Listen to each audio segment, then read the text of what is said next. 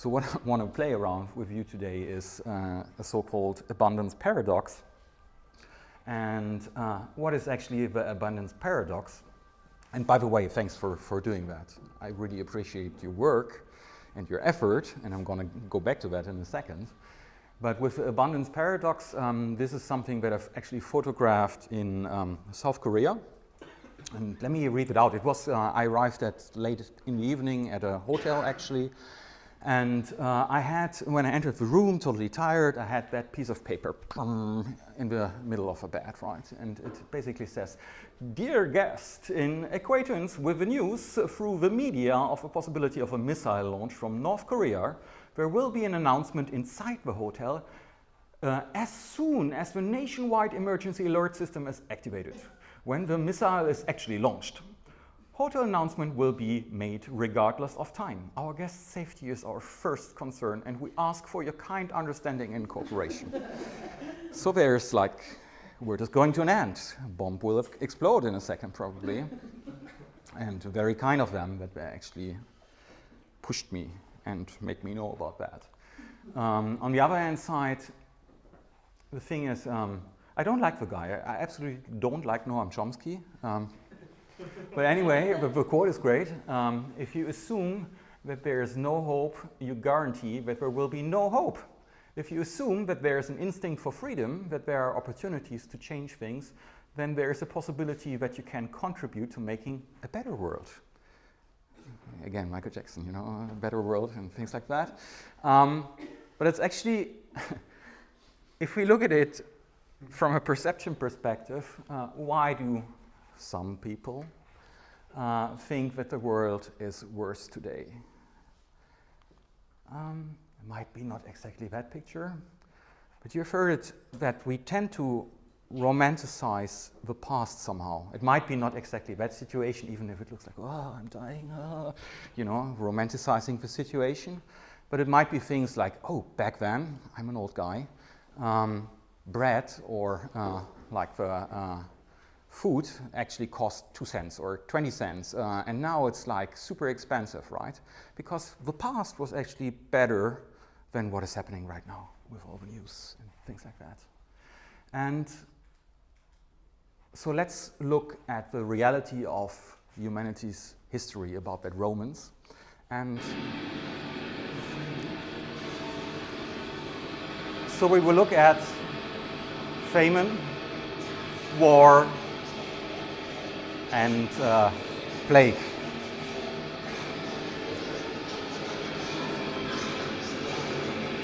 If you look back in time, like famine in the past, I don't know if you knew actually that in result of bad weather and ruined harvests, that during 1692 and 1694 in France, actually 2.8 million people in France actually died. That because of starvation, and that was 15% of a population. Wow, 15% of a country. What the fuck? So it's not that nice actually in the past. Same as with war. Millions killed by violence, peace seen as temporary, because human violence caused 15% of deaths in ancient agricultural societies. That was currently, it is actually a 100 times decrease in homicides in Europe between 1200 and 2000 AD. A decrease, not an increase, a decrease. So actually we're doing better, right? We're not killing ourselves anymore, as it seems, at least by numbers. And the plague in the past, like if you look at Black Death that ravages Asia, Europe, and North America, in about in the 1330s, where 40% of the people in England were actually wiped out and 200 million were killed globally.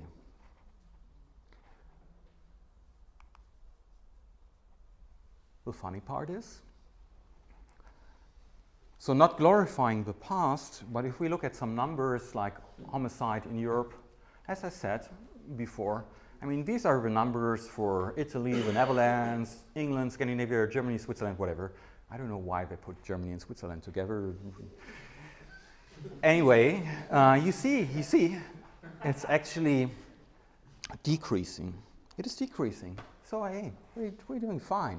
Almost like, phew, right? So let's look at more evidence of abundance.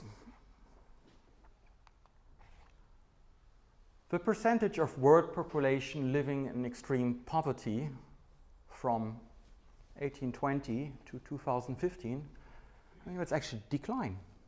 We have less poor people in the world, right? Way less. Look at the numbers.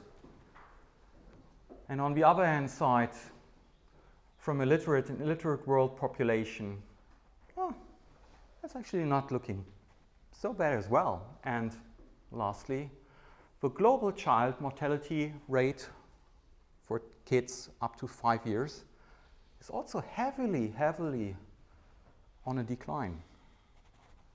Numbers are looking good. Why do we have those headlines and we're all going to die? Maternal mortality rates, it's even better. Out of deaths per 1,000 live births, I mean, it's nearly close to zero, roughly.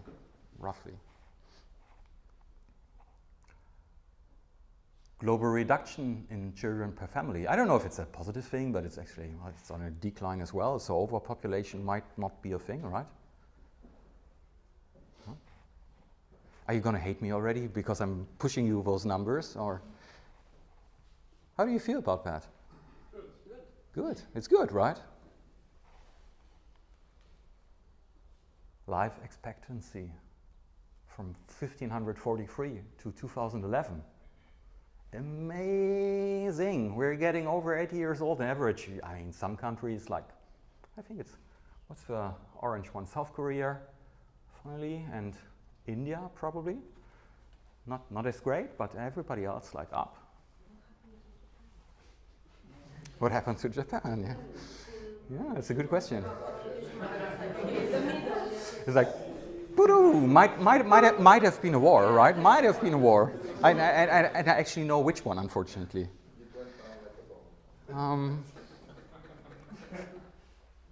By the way, I didn't point it out. It's serious sources. It's not tinfoilhead.com or something. It's like it's serious resources. Automobile and airline fatality rates.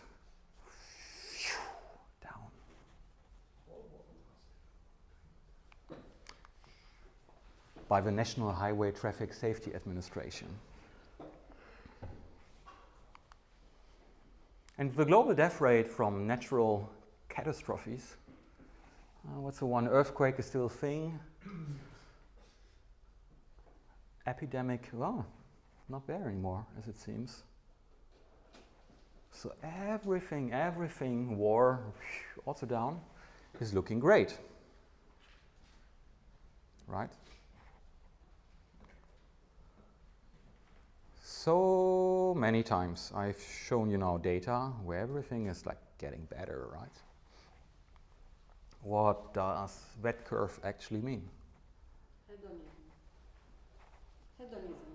Hedonism. Hedonism is going up. Yes, I totally agree on that one.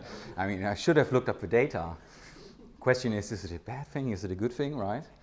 No, it's actually an inspiration in that case. By the way, it's an arrow that is going up, if you haven't spotted that. And I'm sticking to the so-called Moore's law, where he basically said the number of transistors in a dense integrated circuit doubles approximately every 2 years. For the non-nerdy guys, it basically means like, hey, a computer gets smarter and smarter, or like over time, and it actually accelerates that much that it's like, woo, at some point taking off. So this is now the nerdy part, if you haven't spotted it, like with computers and all the text shit and stuff like that. So this is gonna get huge, supercomputing. Something not too long ago, like the ASCII Red, released in 1997, was worth a price of $55 million, and it could calculate 13 teraflops. Then it's a little outdated, I think, with a Sony PS3, but it was in 2006 for a price of $4.99. If you buy it at Best Buy, you probably could have bought it already at Amazon for a cheaper price. Then you had like 2.1 teraflops. Just spot the difference, 1.3, 2.1. And on the other hand side, you now have also old school, already 2010, supercomputers for a price of $2 million with about 500 teraflops. This was huge, not the PS3, but this one is a huge thing, still in a room like computer, etc. What's interesting is that things are now gonna get tiny. So like a Raspberry Pi Zero, which is basically like a small little computer on a chip, released in 2015, so also outdated, for a price of actually $5 with 191 teraflops. $5, just as a reminder. If you buy a Starbucks cappuccino latte, or whatever that is called, that's probably the price of that mini computer, and it's the same calculation power than 2 Cries, which were supercomputers back then, 2.5 Cries. It's the same power with, I don't know how many millions, 3-digit millions each of one was actually, for a price of a Starbucks Frappuccino, basically. And with things like new microcontrollers, like the one from Freescale for 75 cents, we're actually getting into Moore's law and accelerating with the power on calculations and the power of a computer for a price of nearly non-existent. So the law, this is actually Ray Kurzweil, interesting guy. He founded a university called Singularity University. He believes basically in transhumanism, so if you want to freeze yourself, some of the things like cryogenics, etc., to actually wake up 100 years later, that's your guy. I've been there, not last December, but the year before actually, close to San Francisco at the NASA, old NASA space. And I told you before, it was actually funny because the guy didn't drop by himself. There were a lot of great guys dropping by, great lectures, etc. He just joined on a Skype call. And if you type in like Ray Kurzweil on Google or any other search engine that you like, you will figure out that he's promoting, I'm taking like 100 pills, or I think like a lot. It was a 2-digit amount. 2-digit amount of pills each day, so that his longevity actually lasts longer. So we were sitting in that room, a bunch of people, around 100 people, and now finally Ray Kurzweil is popping up on Skype, right? It was the most bizarre show ever, because the guy, I don't know, his face was not really moving anymore. It was not because of Botox. It totally looked fresh, but it was not moving. Like, that's Ray Kurzweil. What he's actually promoting, and he's a smart guy, he's a very smart guy, and I like the guy, even if it was a strange situation, is again that this is Moore's law again, like the exponential growth of computing power for the next 110 years. They actually accelerate. Kurzweil said 20 years ago, probably, he came up with that chart, that a computer will actually, at a certain point in time, will be as smart as a one insect brain, like a mosquito. Then we will actually, it will be as smart as a one mouse brain, as a one human brain, and after all, like all human brains. Interestingly, the computer will be as smart as a human brain, in his prediction, within 2029, which is not that far away. And before, he was actually quite right with his predictions, right? So let's look at that curve. And I got a couple of questions for you actually in a second. So if we look into that curve of acceleration, you have like points where Like it's not really taking off, and people will be disappointed because it's not moving as fast as you expected. It takes time till that acceleration starts and it improves the innovation, etc. Then you might have like an iPhone moment, like wow, magic, it's flying and it's so big already and it's the best product ever. And on the other hand side, then at some point you have like chaos and amazement. If you watch like Black Mirror or something like that, it's like that chaos and amazement. It's good, but it's bad on the other hand side, but it's interesting. That might be that moment. And on the other hand side, if you have like a more traditional growth curve, it is the path to doom, because you're stuck with something and it doesn't accelerate, it doesn't change anything, etc. And it might die. By the way, do you agree with what I'm saying here? Yes. I see a no, I see a yes.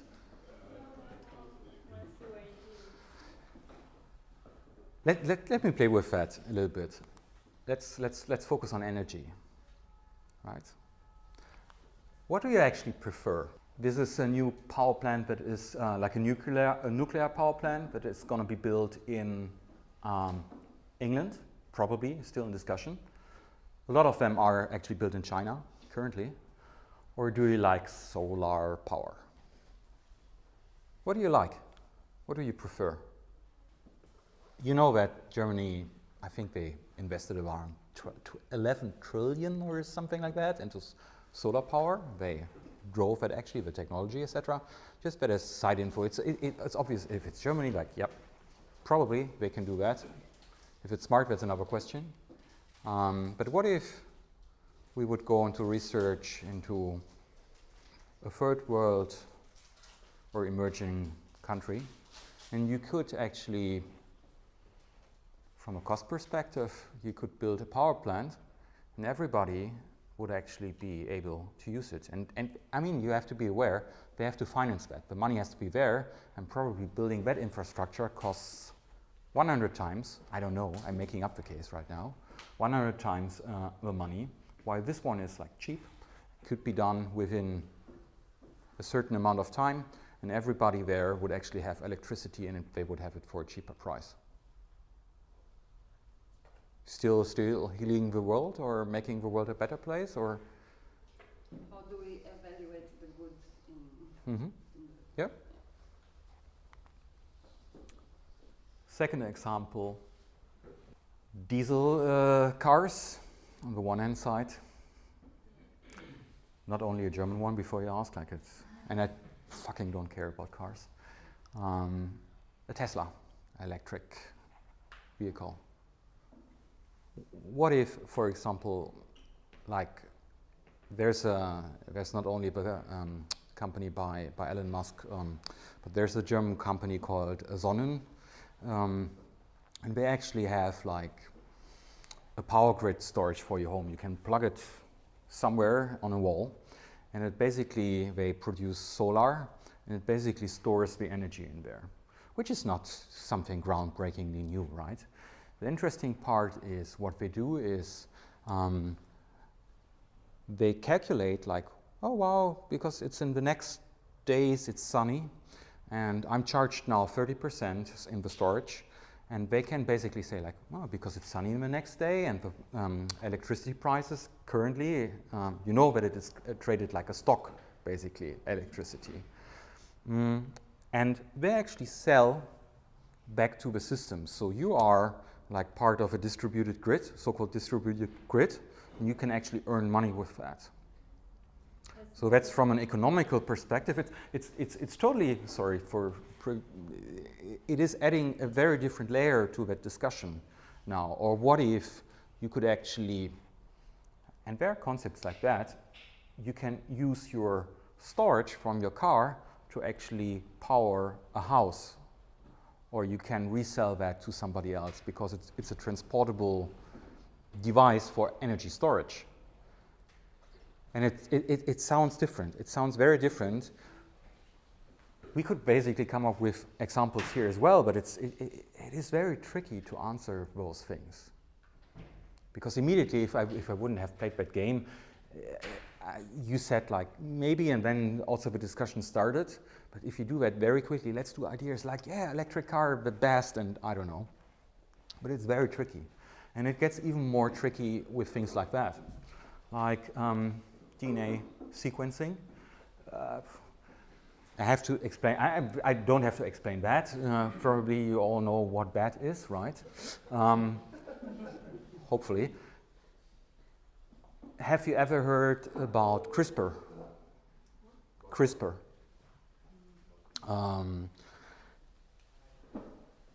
Like years back I did that.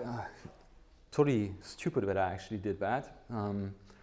There was a company, there were many companies. There was one by, I think, the wife of one of the Google founders called 23andMe. And you basically got a DNA sequencing kit, which was very pricey before because they analyzed your DNA. And actually, you send in your spit into a tube, not the other stuff, you spit into a tube. You send it in and they can sequence your DNA for, back then, $200. And what happened back then is, I remember well, because in its initial starting phase, after a time you got that mail, hey, you got access to your DNA. And I was opening it, and then you saw, your family comes from origin in the Norwegian region or a mixture of Spain, the percentage and all of that. So nothing, besides that you could actually download your DNA as a ringtone for your mobile phone. Right, like ding, ding, ding. There was one thing, like one button, like marked a warning, and it actually said, do you actually want to know the potential of what disease you will get into the future because of your DNA?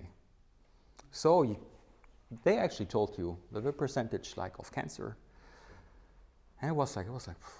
Because, okay, I know some relatives probably through that, am I going to press that button? And, you're starting to think, press that button. I'm not going to say what was there, besides that the wife of the Google founder, it's not accessible anymore. They took that down. I don't know what legally happened, but you don't have that data access anymore. So if you now register to the service, it's that boring stuff, heritage and da-da-da-da. So, but this is not CRISPR. Sorry, I had to build that up a little bit. So the DNA sequencing, as I said, it got really affordable, and right now so affordable, not $200 anymore. It's, hey, you get a nice stuffed animal if you actually want to do it with us and review your data. But CRISPR is actually, it might be. Imagine like. You're in labor and you actually figure out that your children has some sort of disease. Depends on the stage, and might even be by an injection, like if you actually give the sperm to someone, you could actually cut out segments of that DNA sequence. So if there's something bad in there, whoop, out, right? Or you might add a little bit here and there, but you're smarter. It's not science fiction, actually. There, like Illumina is one of the companies out of Silicon Valley who does that for a dime. And there are other great companies who do that. How do you feel about that? Do you prefer this one? I mean, maybe your kid will die. Maybe your kid will be super dumb because all others do that and outsmart your kid in school. And your kid is like, what the fuck? I'm doing that thing now for the third or fourth time, and I have to go to that special school because I'm too dumb. There's a guy, forgot the name, just Google CRISPR kit, like a K-I-T, right? And with the Fab Lab that I've shown yesterday that we founded like years back, it was also a huge hype to actually have a biohacking lab. So that actually, instead of with 3D printers, laser cutters, actually that you actually assembled and did your own biohacking on trying out to cure things, whatever it would be, to open source it. And that guy, if you look it up, he actually offers for $500 your own CRISPR kit. So you can actually do the DNA resequencing. Probably, not me. Yeah, and 100, it's even crazier. You can do it yourself, so it's not too unrealistic. And what if you might even, and they're working on that, and I still didn't forget you, they're working on that, but you might even do it when you're older, so you're already on this earth, and they can rearrange something, right? I still want to pick here your brain on, I think, 2 more things. Like on AI, probably that's one solution. You could, those are like, I think it was from Chinese police, like a database, a non-AI-driven database with actually samples of, those are free samples of how a criminal actually looks like. So they are actually, they collected that since a long, long time. And those are free samples of a non-criminal ID, right? You immediately spotted the difference, right? Like who's the criminal, who's not the criminal. Like with the system in place right now, they have like a 89.51 real-time possibility to spot exactly the difference. And we heard that they have a system in place where you can actually immediately detect the person by face and stuff like that. So you could identify, like, probably crime is going to happen because there is a person which actually looks quite shady and is maybe doing something, right? But hey, we're solving crime. It's great. Let's save the world. I'm super mean today. Sorry.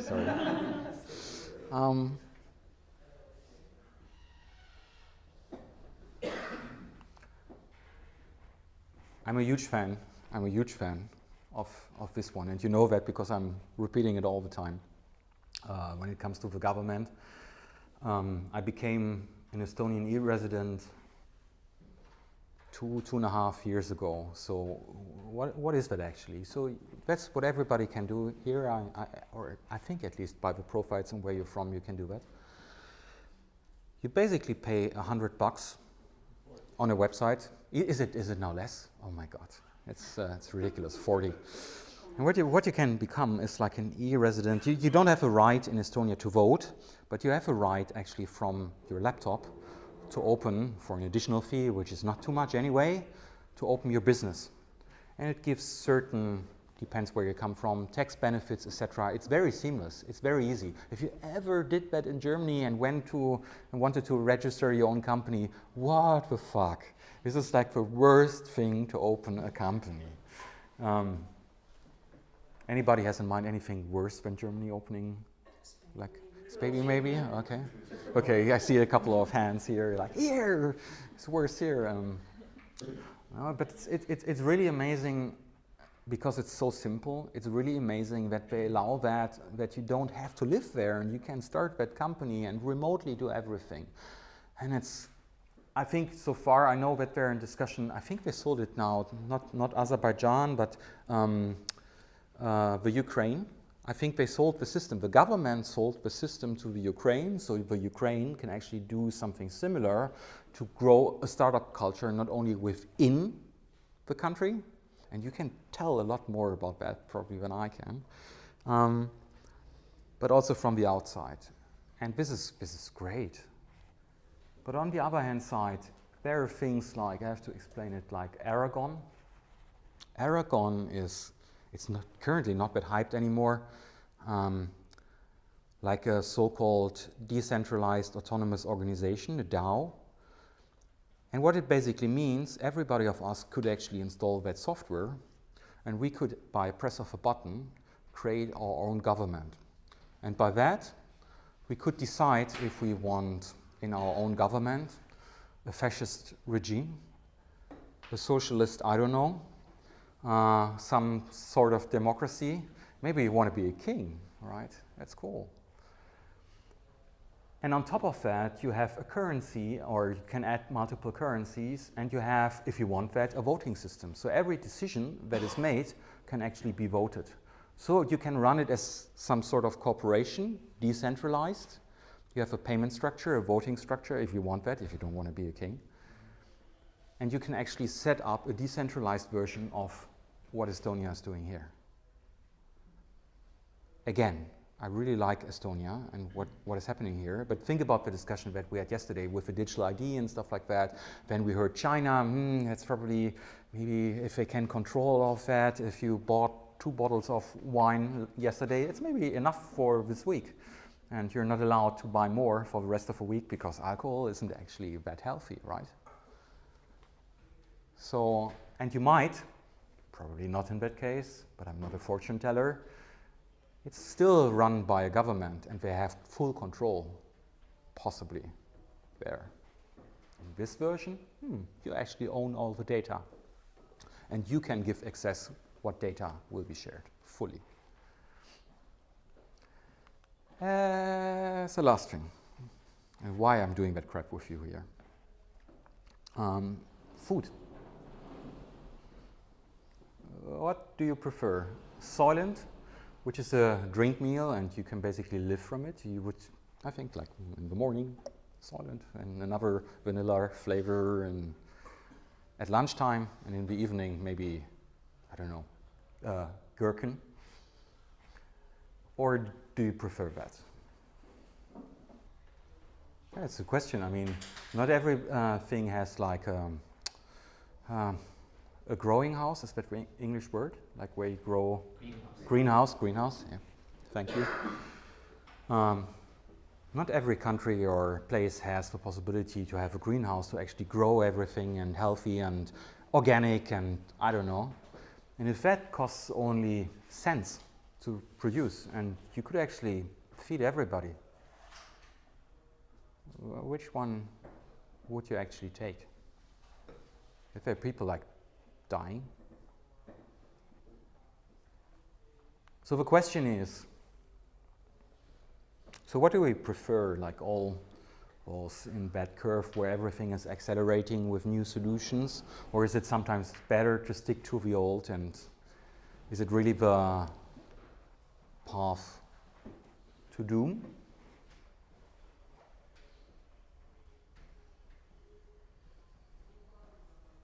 So why am I mentioning all of that? And that's what I didn't like yesterday. The thing is, with stuff that I presented, it is very biased, and it's so easy to trick you actually. It's so easy to say like, hey, this was a fire detector, and everybody's like, great, right? If I would have played the card with the STC example differently, you would have hated it, because we could have I could have manipulated you with some headlines of a country where that product actually happens and all of that. And I tell you, you would have hated it. I think the big thing here is whenever you do that research, it is very, very, very dependent on the needs of the people, and it might not be the immediate thing that you have in mind to solve the world, to actually solve the problem there. And it might be very painful. And it might be very painful that you're not biased when you do that kind of research, when you build that product, because it doesn't feel immediately right, but it actually solves the issue in its most perfect way in that specific country. That's the only thing that I want to keep you in mind out of that exercise. It was easier yesterday, I know. But please, please, please, please, whenever you have that solution, like everything fits for the global market, might work with some Apple products, unless there are countries where they don't have money to actually buy an Apple product, right? But keep in mind that you shouldn't be biased, and it's very, very difficult to not have that opinion, because otherwise you will end in a chatbot solution, the thing that you hate when somebody says like, hey, we want a chatbot solution. No, we're going back to zero. Okay, we're going to do a chatbot solution, right? Okay.